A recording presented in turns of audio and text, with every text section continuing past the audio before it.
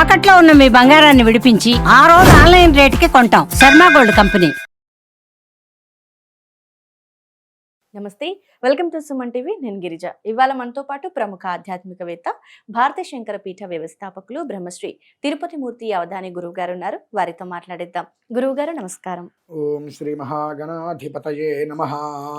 గురుగారు, మనం నిత్యం ఇంట్లో పూజ చేసుకుంటూ ఉంటాం కదా, వివిధ రకాల అమ్మవారి ఫోటోలు ఇంట్లో ఉంటూ ఉంటాయి. ఎన్నో ఉంటాయి. సో అలాంటి వాటిలో ఏదైనా ఒకటి సడన్ గా కింద పడిపోయి పగిలిపోయింది అనుకోండి, సో పగిలినటివి ఇంట్లో ఉంచకూడదు అని అంటారు.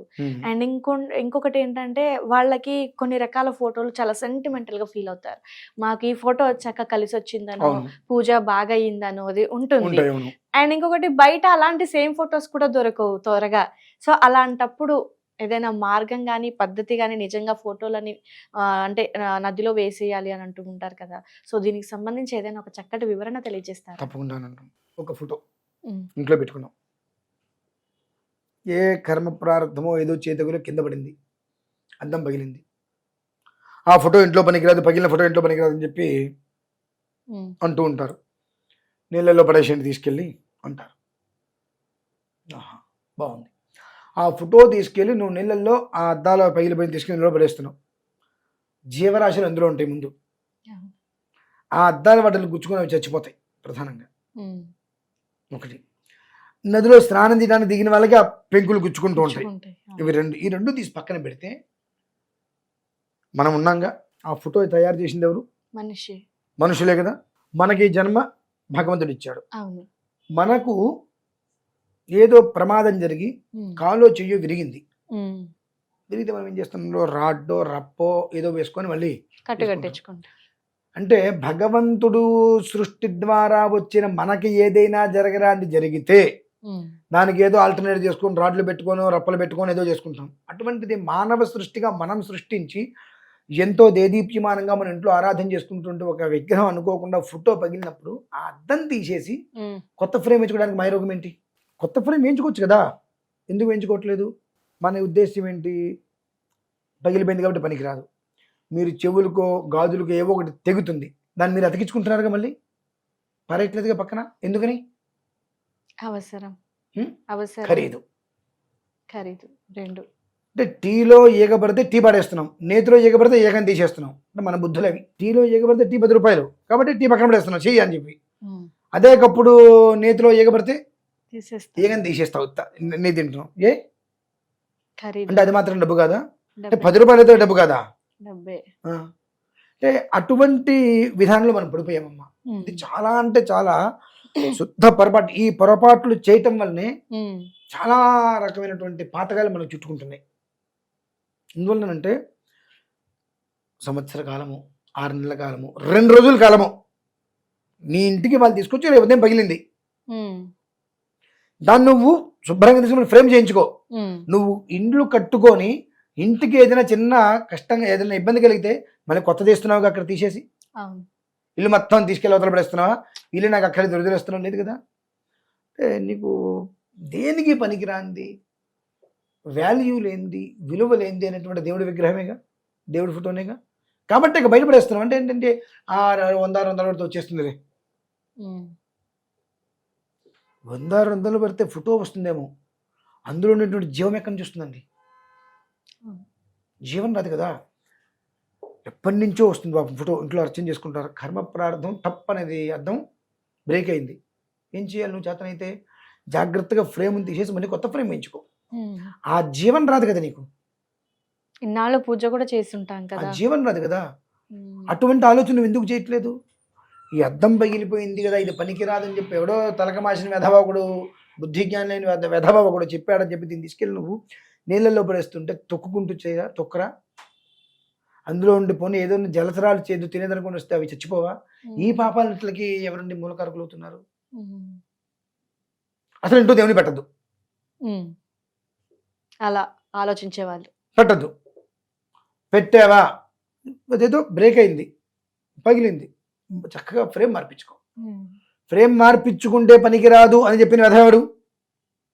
అంటే ఫోటోకి లామినేషన్ చేయటము, అద్దం పెట్టో వస్తున్నాయి కదా, ఆ అద్దం పెట్టినటువంటి ఫోటో ఏదైతే ఉందో ఆ ఫోటోకి ఆ అద్దం పగిలింది కాబట్టి అద్దం పగిరాదిన్నప్పుడు నీ శరీరంలో నీకు యాక్సిడెంట్ అయ్యి చెయ్యో కాలు విరిగితే నువ్వు ఎలా పనికొస్తున్నావు, నువ్వు ఎలా పనికొస్తున్నావు, దానికి సమాధానం కావాలి నాకు కూడా. మరి అంటే మనకైతే ఎట్లా ఉన్నా పనికొస్తామా?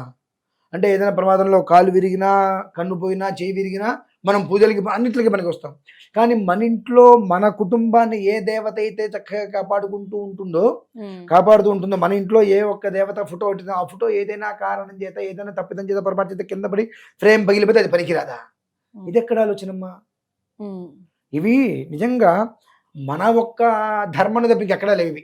మనకు విపరీతమైనటువంటి మూఢనమ్మకం, మూఢభక్తి.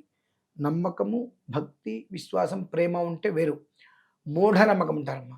ఆ మూఢనమ్మకం వలన చేతులారా కుటుంబాలను నాశనం చేసుకుంటున్నారు ప్రతి ఒక్కరు కూడా. ఇదే గురుగారు, మరి ఫ్రేమ్ అంటే ఓకే, మనం చేంజ్ చేయించుకునే అవకాశం ఉంటుంది. మరి విగ్రహం అనుకోండి, చెయ్యో లేదంటే ఇంకేదన్నా ఇట్లా బ్రేక్ అయ్యింది అనుకోండి, సో మరి విగ్రహాన్ని కూడా ఎలా అంటారు? ఇప్పుడు అది లోహమేగా. అవును. అంటే ఒకప్పుడు ఆ విగ్రహాన్ని లోహంతో చేసిందేగా, మరలా అదే లోహంతో అని చేయలేరా? చేస్తారు. ఎప్పుడు కూడా ఒకటి గుర్తుపెట్టుకోండి, ఒక విగ్రహం అంటే అసలు అది పనికి అంటే అది పూర్తిగా 2 ముక్కలు అయిపోయింది అంటే మనమే బ్రతకం. మనకి ఏదైనా అట్లా జరిగితే 2 ముక్కలుగా అయిపోయింది అన్నప్పుడు విషయం పక్కన పెట్టేస్తే, ఒక భిన్నంగా ఒక బీట్ ఇచ్చింది అన్నప్పుడు దానికి ప్రత్యామ్నాయ మార్గం ఏంటంటే ప్రతిదీ ఉంటుంది. రాయి అనుకోండి, మనం ఏం చేయలేం దాన్ని. శిల రాయి అనుకోండి, దాన్ని మనం ఏం చేయలేం. భిన్నమైనప్పుడు దాన్ని జాగ్రత్తగా పక్కన పెట్టేసేయాలి. పక్కన పెట్టి కొత్తది తీసుకుంటాం. అదే కనుక మనకు ఒక ఇవి ఇత్తడి కావచ్చు, రాగి కావచ్చు, లోహాలు అనుకోండి, లోహమైనటువంటి దాన్ని మనలాంటివే లోహం అంటే రిపేర్కి పనికొస్తుంది, శుభ్రంగా చేసిన వరకు. అంతేకాని అది ఇదైంది నేను పారేస్తా, బాగానే ఉంది, నువ్వు ఇదయ్యావుగా, నిన్ను పారేయాలా, పారేయక్కర్లేదా, నువ్వు ఎలా పనికొస్తున్నావు?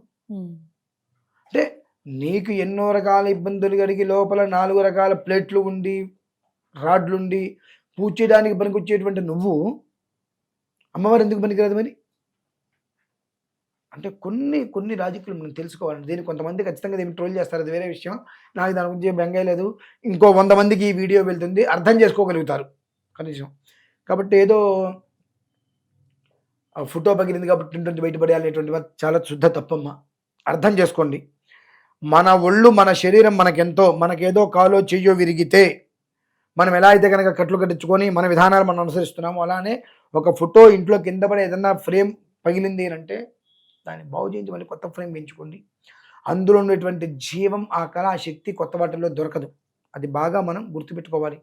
ఎలా ఉంటుంది అంటే, మనకి ఏదైనా జరిగితే ఇక మనం పనికిరాము అంటే ఎలా ఉంటుంది? చేతికి దెబ్బ తగిలింది, 6 నెలలో 7 నెలలో కష్టపడితే మళ్ళీ చేయి పని చేస్తుంది. కానీ వాడి కుంటోడైపోయాడు, వాడు పనికిరాడంటే మన మనసుకి ఎంత బాధేస్తుంది. భగవంతుడు కూడా ఆయనకి ఏమి ఎలాంటి ఎమోషన్స్ ఉండవు అనుకోకండి. ఎవరికి ఉండే ఎమోషన్స్ వారికి ఉంటాయి. మన ఎమోషన్సే భగవంతుడు, ఆయన నుంచే మనకి ఎమోషన్స్ వస్తున్నాయి ప్రతి ఒక్కటి కూడా. అటువంటిది వాగర్థావివ సంపృక్తం మనకు ఆయన తల్లిదండ్రి, ఆయనకి మనం పిల్లలం. మనకు కష్టం వస్తుంది, ఆయనకి ఎమోషన్ వస్తుంది. అంటే వీడింట్లో మనం ఉన్నాం, వాడికి సమస్య రాకుండా మనం ఏదో కిందో మీద పడి చూస్తున్నాము. వాడికి ఏదో యాక్సిడెంట్ అయితే ప్రమాదం నుంచి బయటికి తప్పించాం, వాడు ఏదో రాడ్డో రిటో పెట్టుకున్నాడు, అదే నా ఫోటో కింద పడితే తీసుకెళ్ళి పారేశాడు వీడు. దాన్ని మళ్ళీ రిపేర్ చేయించి చక్కగా మళ్ళీ నీట్గా బాగు చేయించి పెట్టలేకపోయాడు. అదే ఒక బంగారపు వస్తువు అయితే వాడు పెట్టుకుంటాడో పడేస్తాడా? అంటే విలువలేనిది నన్నేగా విలువలేని వారిగా చూస్తారని భగవంతుడు భావిస్తారమ్మా. ఉపయోగం ఏముంది, అది మనం గమనించుకోవాలమ్మా.